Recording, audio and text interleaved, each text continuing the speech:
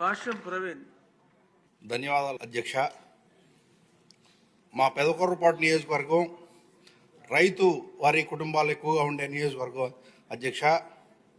కృష్ణానది పరివాహక ప్రాంతం ఎక్కువగా ఉన్నప్పటికీ మాకు తాగునీరు సాగునీరు ప్రాబ్లం ఎక్కువగా ఉందండి.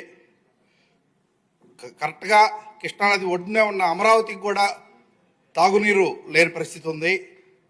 మనం గత ప్రభుత్వంలో 2019లో మన నాయకుడు చంద్రబాబు నాయుడు గారు వైకుంఠపురం వద్ద ఒక డ్యామ్ కమ్ బ్రిడ్జి ప్లాన్ చేసి శంకుస్థాపన చేయడం జరిగింది.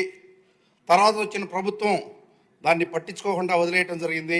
ఇప్పుడు మన ప్రభుత్వం వచ్చింది కాబట్టి మళ్ళీ ఆ బ్రిడ్జి మీద పునరాలోచన చేసి ఇమీడియట్లీగా దానికి మళ్ళీ రీఫౌండేషన్ స్టోన్ వేసి దాన్ని గనక మనం చేయగలిగితే రాబోయే 2-3 సంవత్సరాల్లో అది చేయగలిగితే రాజధానిలో ఉన్న రాజధానికి కూడా తాగునీటి అవసరాలకు ఉపయోగపడుద్ది. అట్లానే మా నియోజకవర్గంలో భూగర్భ జలాలు పెరిగి మాకు వాటర్ సౌకర్యం పెరిగిద్దని తెలియజేస్తున్నాను అధ్యక్ష.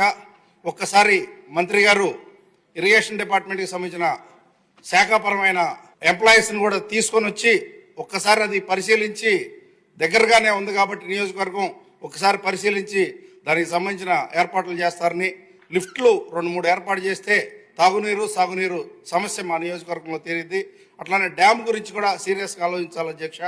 అది రాజధాని అవసరాలకు కూడా ఉపయోగపడుద్దని ఈ సందర్భంగా తెలియజేస్తున్నాను అధ్యక్ష. ధన్యవాదాలు అధ్యక్ష.